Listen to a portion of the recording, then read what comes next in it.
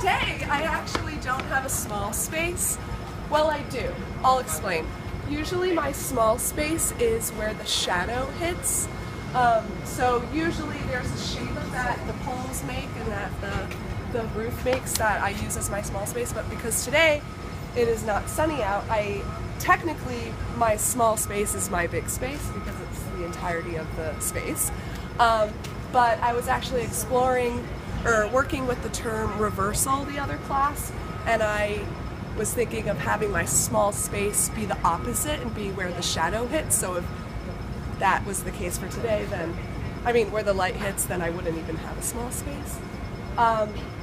So the reason I went to this space in the first place was because of how geometric it was, because it is a rectangle, and if you see at the top there's all these different triangles and rectangles and squares, and in the front there's all of that, and you can really see a lot of different just shapes everywhere that I really wanted to work with. A couple of things that I did with the people who interacted with me. One, I made a rule that if someone kind of stopped and stared at me, I would stop and stare at them, kind of like looking at them, why are you looking at me? I'm not doing anything. And then once they continued to walk, I would continue to do whatever I was doing, which was a lot of fun because I got a lot of weird looks. So I tried to do that as much as I could.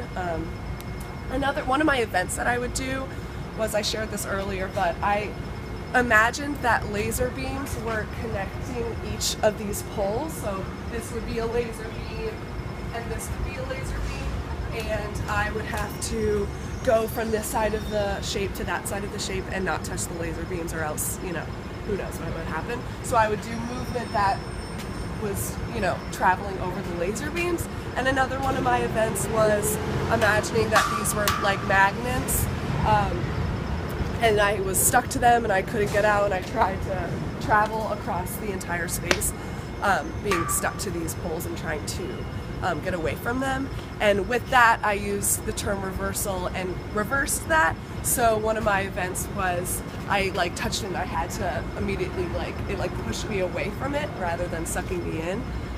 So that was interesting because people were very confused by that as well. That's it. Any questions?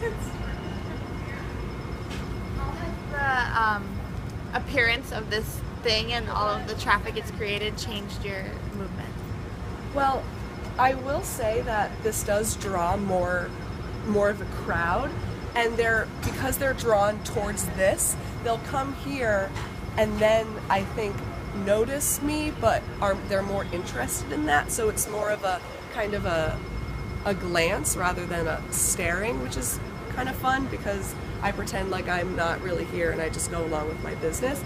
I really like the fact that this is the structure that's here, because I think it also brings in more interesting shapes. If you see the shape of the structure, it's not really a specific shape, so I maybe could use the shapes that are in that thing in my composition, which I have yet to do, but I'll definitely try exploring that. I have a question. Yeah. How did other people's movement or interactions with you affect your own movement? At the beginning, when we first started, I was a little shy and kind of was very reserved when people started walking by, because I didn't like the attention, because I just don't like that.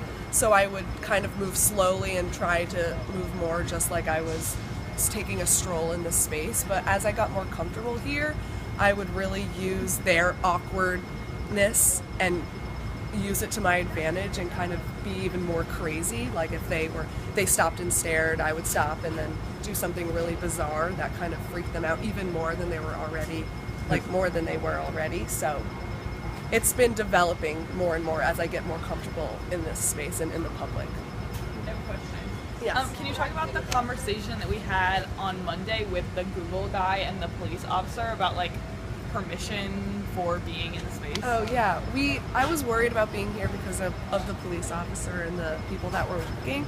So Stacy and then we're talking to the guy, and he kind of made a comment regarding the company of Google and how Google's a very open and accepting company, so I had permission to be here, which I thought was interesting because technically my space is not their space. So it was just interesting how like the concept of Google being accepting was the reason that I could be here rather than the fact that it was a separate space. And that was just the concept of permission being out here.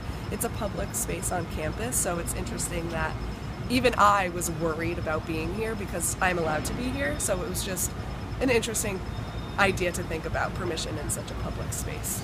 So I wasn't here for that. However, I do know that this space is technically reserved for the university, including yours. And so the university considers it their jurisdiction to say who can be in the space and not.